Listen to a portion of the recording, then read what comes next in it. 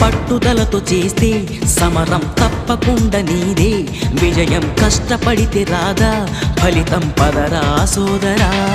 నీ ధైర్యం తోడై ఉండగా ఏ సాయం కోసం చూడక, నీ ధ్యేయం చూపే మార్గంలో పోరా సూటిగా. ఏ నాడు వెనకడుగేయక ఏ అడుగు తడబడనీయక, నీ గమ్యం చేరేదాకా దూసుకుపోరా సోదరా.